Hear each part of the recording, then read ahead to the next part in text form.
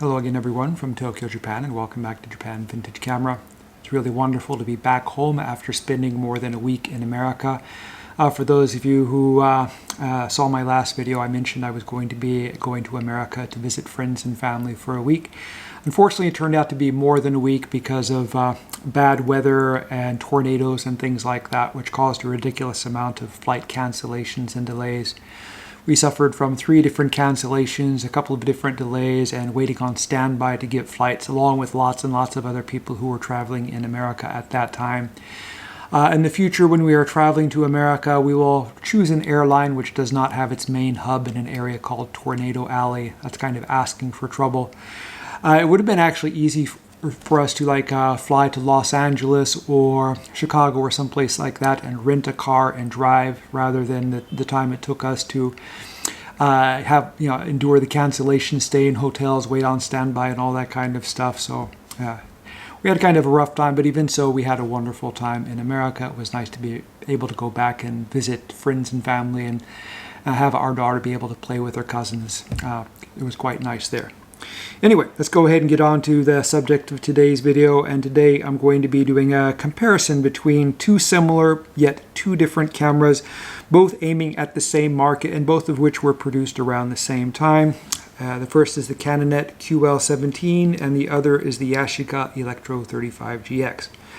For those of you who are new to my channel, I sell vintage cameras like these in my online store, japanvintagecamera.com. I have an Etsy store which is also called Japan Vintage Camera. So if you'd like to buy one of these cameras, please visit one of my stores. I'll post links to my stores in the description below the video. So, as I said, these are both similar cameras, though they don't look very similar, especially since one is silver and one is black, but they were available in both colors. You could also get a silver GX and a black Canonet.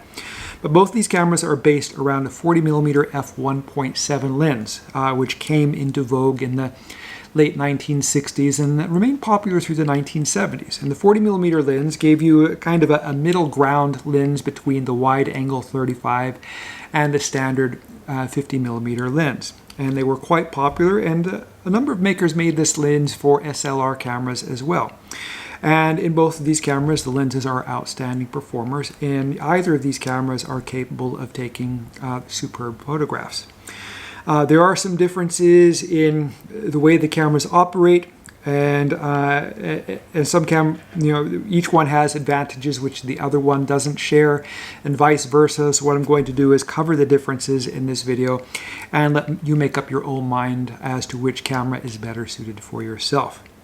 So the first one I'm going to cover is the Canonet QL17. I'll go ahead and move my Yashica aside here. There are a lot of variations of the Canonet QL17. The very early ones were very large, rather clunky rangefinder cameras with a trigger winder on the bottom and a large light meter cell around the lens. And the next variations were much larger cameras, but with a battery-powered CDS light meter and with a 45mm lens, and they were made a little bit more compact, somewhat similar in the outline of this camera, but still larger. And you can identify these because they have a flash sync on the front of the camera. And then they came out with a design called the new Canonet. And this here is an example of the new Canonet, and you can spot it for the plastic lever on the tip here and the battery check button on the back, and a slightly more modern and compact design. And of course, the new Canonet evolved into the Canonet QL17 G3, and of course those have the G3 emblem located here on the front. What is the difference between the new Canonet and the G3? Well, the first difference is the nameplate. Most of the camera, say 98% of it, is identical. The same parts, same lens, same shutter, same electronics, same operating system. Everything is the same.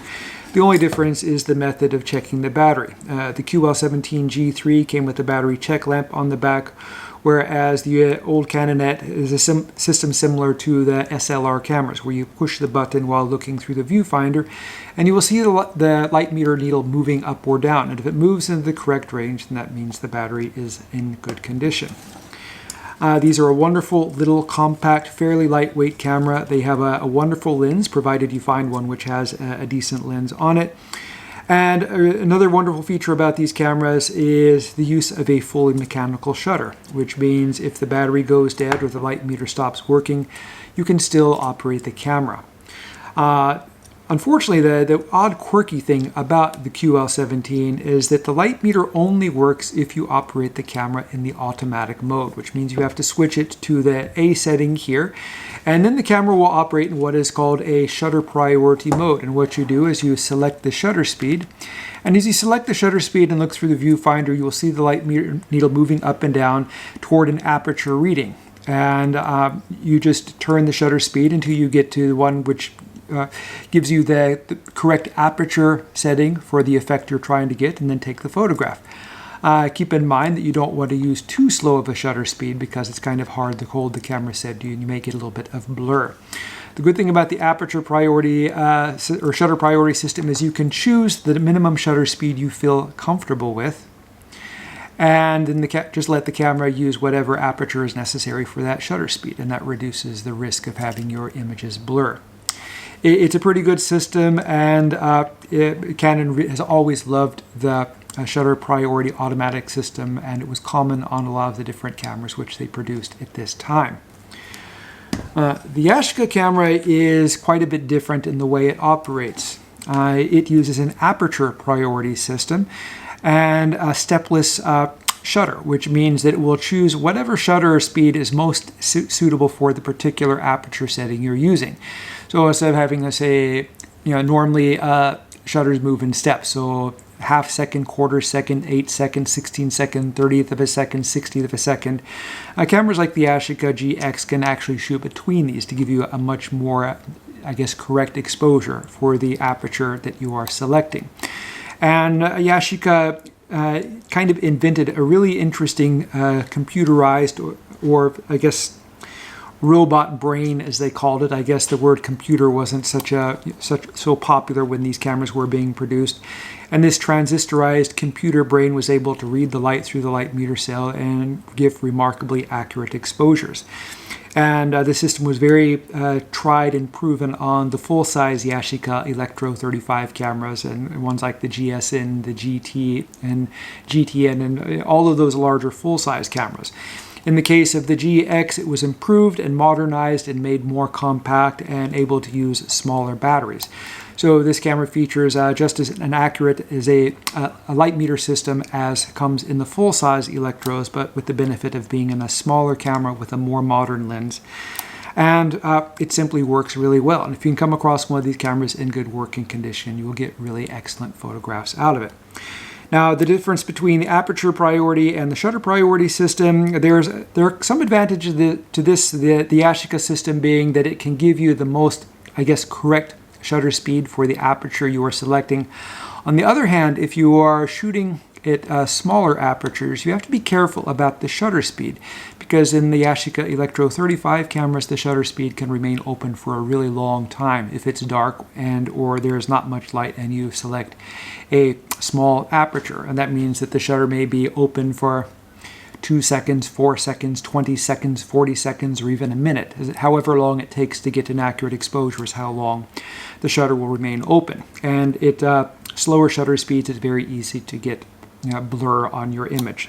So if you like low light photography or you're using a tripod, you really can't beat the Yashica Electro 35, the GX and the other models. You really can't beat their light metering system because it works, and it works really well. And I've seen some amazing photographs taken with really long exposures using moonlight or street lights or things like that. These cameras can handle that quite well. One thing which both of these cameras have is automatic flash operation, and you can see that each of them have a regular flash hot shoe, meaning that you can use these with modern flashes or vintage flashes. If you are lucky enough to find the flashes which are designed for these cameras, you will have automatic flash operation. And these flashes aren't that hard to find. They pop up on eBay and stuff like that from time to time. They're very cheap, provided you find one which is in good working order. And this will give you a very accurate automatic flash. You don't have to fumble with anything. You can just go out and shoot the camera and have fun with it. And though I'm not much of a flash shooter myself, when I do use them, I'm always kind of, I don't know, tickled by the results. I really enjoy being able to get really good results on those occasions. I get good results when I'm shooting with a flash. It's much easier on like modern digital cameras where the flash is more, the control system is more sophisticated, but it works perfectly well on these old cameras. So I've talked so far about all the positive things. We'll talk a little bit about the negative things in these cameras. And unfortunately, there are a few negative things which you have to keep in mind if you are looking for one of these cameras. In the case of the Canonet, this camera's main strength is also its main weakness, and that is the lens.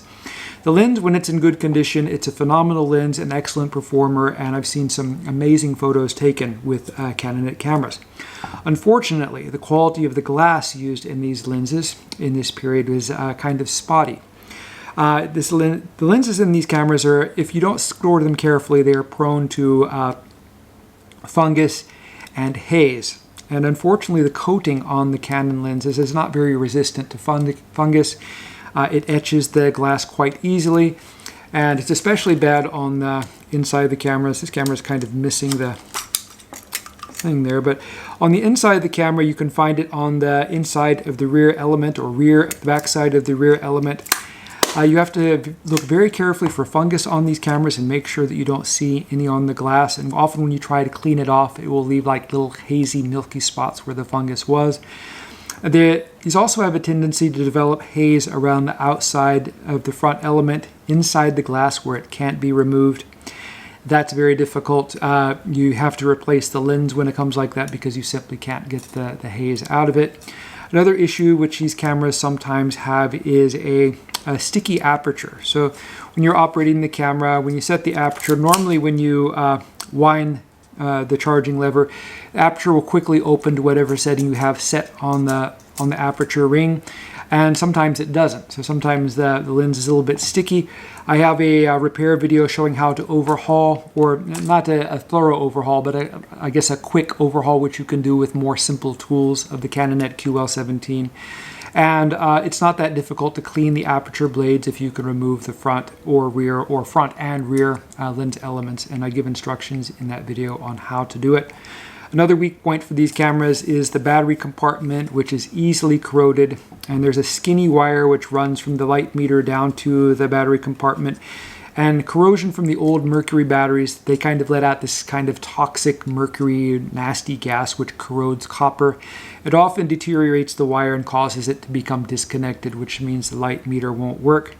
The positive thing is you can still continue to use the camera, you just don't have a working light meter. You either have to use that light meter app on your phone or a handheld light meter, or if you've been shooting for a while, you can probably guess whatever settings you need with reasonable accuracy. Another issue which these cameras sometimes have is deterioration of the beam splitting mirror, which can make the rangefinder very hazy and hard to use. Other than these points, like I say, if you're looking for one of these cameras, first check the quality of the lens, make sure it has no fungus, no haze, no etching in it. Next, make sure the light meter works if you really need a camera with a working light meter. If the light meter isn't working, you should be able to get the camera for a lot less money. And also check to make sure that the viewfinder and rangefinder beam splitting mirror is not hazy. Other than that, the mechanical shutter in this camera is extremely reliable. The winding system is reliable. An odd thing to keep in mind is that sometimes these cameras, they tend to wind on. They have a quirky thing with the winding mechanism. Sometimes, like this one, it actually stops when you wind it until you take a photograph. Others, it doesn't. It's kind of a quirky thing. If you've got one where you can wind it twice, just be careful not to wind it twice. Just wind it once and let go and shoot. I don't like that system, but I can clean them and lube them and usually get them to work fairly well, but they're not extremely consistent. Some of them are, some of them aren't. So that's yet another thing to keep an eye open for. And lastly, the light seals in these cameras.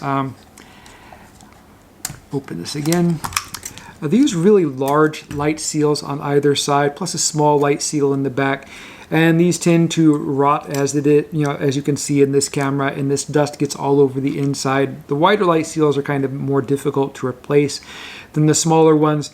I've been trying to make light seal kits for these cameras. I'm just trying to arrange an economical way to ship them because there have been all kinds of changes in shipping rules and regulations around the world recently.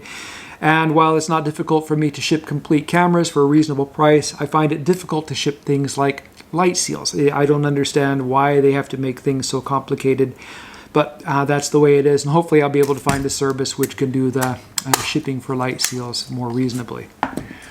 So weak points for the Yashica Electro 35 GX. The greatest weak point for this camera is the battery chamber.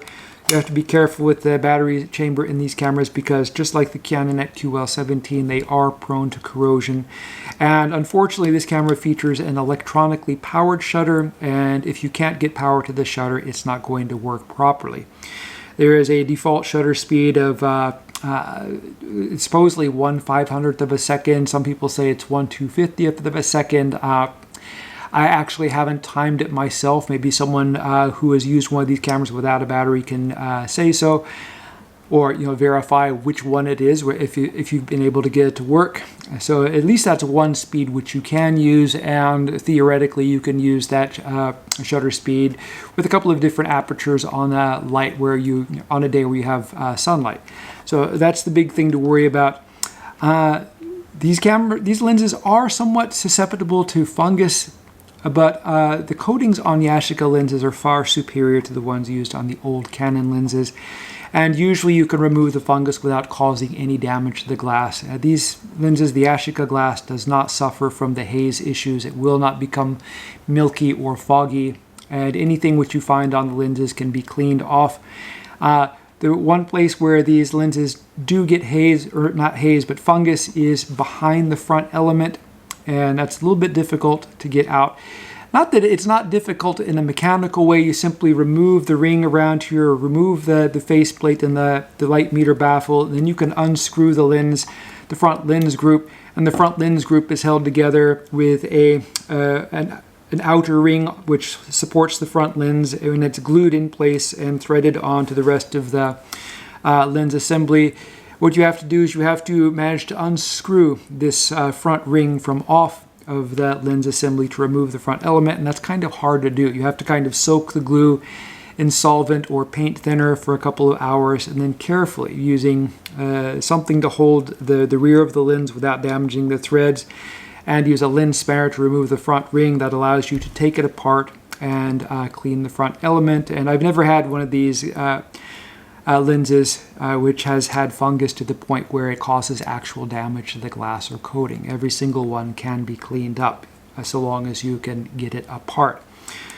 The light seals in these cameras are also a little bit big, but not as big as the ones which come in the Canonet QL17. A little bit easier to make and replace the light seals for these cameras.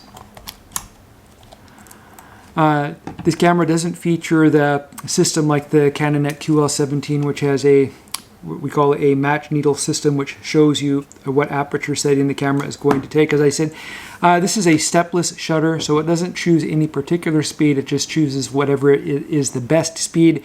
So what they do is they simply put a pair of meter exposure lights here, and one is for under. You can probably see that one popping up, and the other is for over. And that causes the red one to illuminate. And what this means is if either of these lights come on, that means that you should adjust your aperture. If the yellow light comes on, you should open the aperture to a wider setting so the shutter speed won't be too long. And if the red light comes on, that means that the shutter can't operate fast enough to take an exposure. So sometimes the lights on here don't work. The red light is kind of critical because you can't get a good exposure unless you know that there's not too much light for the shutter to handle at your aperture speed. Whereas with the slow speed, the camera will just operate as long as it needs to take a good exposure. Just keep in mind that the shutter can be open for a long time when it's doing that. Both these cameras are fairly easy to clean and service, and I believe I have videos showing the basic stuff, how to take care of both of them. And that's about it. So if anyone has any comments or suggestions or wants to talk about your experiences with the Canonet QL17 or the Yashica GX, feel free to leave them in the comments section. Right now I have this Yashica GX for sale in my Japan vintage camera store. These usually don't last very long, so if you'd like a good working Yashica GX, grab this one while you can. The Canonet QL17 is not ready yet. I have to get a good rear lens element for this camera. The front one is decent, but the back one was just too far gone. And I usually get a few of these every month or so, and between the combination of parts which come on each one, I can usually put together 1 or 2 good working cameras each month. So this one should be available in another week or so, provided I get the stuff for it. This one's available now. So I plan to be doing some more videos as I have time over the upcoming weeks. If you'd like to see these, please subscribe. If you like the video, please like it. Thank you very much for watching, and I hope you tune in again soon.